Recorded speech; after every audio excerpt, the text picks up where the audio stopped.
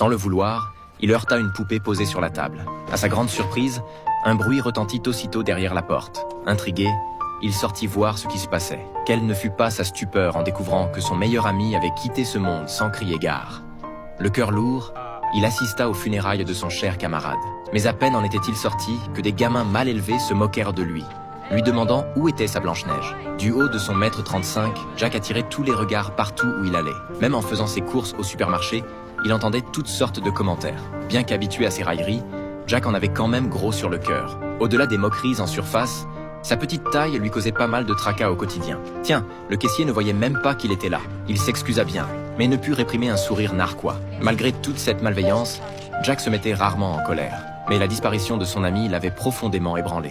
Peu après, un avocat vint le trouver pour lui annoncer que le défunt lui avait légué ses biens. Sur ce terrain se trouvait une vieille gare désaffectée, reconvertie en logement. Peut-être lassé des regards désapprobateurs et des quolibets, Jack décida d'emménager dans l'ancienne gare. Certes, la maison était décrépite, sans eau ni électricité, mais Jack s'en contentait. Un petit canapé suffisait amplement à accueillir tout son corps. Cela faisait une éternité qu'il n'avait pas aussi bien dormi. Le lendemain matin, en sortant, Jack découvrit un food truck garé devant chez lui. En entendant quelqu'un approcher, Joe passa la tête hors du camion. Pendant une fraction de seconde, comme tout un chacun, ses yeux trahirent une certaine surprise en voyant Jack. Mais il se reprit aussitôt pour lui vanter avec enthousiasme son fameux café. Jack en commanda un. Joe était fort curieux de savoir pourquoi il avait emménagé dans ce trou paumé. Ne souhaitant pas s'épancher auprès d'un inconnu, Jack le pressa de lui servir son café. C'est ainsi qu'ils firent connaissance. En allant faire ses courses, Jack croisa une voiture qui tanguait dangereusement.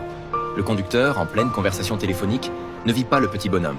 Jack, voyant le véhicule lui foncer dessus, n'eut d'autre choix que de sauter dans les fourrés. Au même moment, Amy descendit voir ce qui se passait. Affolée, elle se précipita pour aider Jack à se relever. Mais son pied glissa et elle s'étala de tout son long. Bien que dans un triste état par sa faute, Jack ne se fâcha pas. Pour se faire pardonner, Amy proposa de le déposer au passage. Mais Jack, peu convaincu par ses talents de conductrice, déclina poliment. Après avoir fait ses achats, Jack reprit le chemin de la maison, les bras chargés.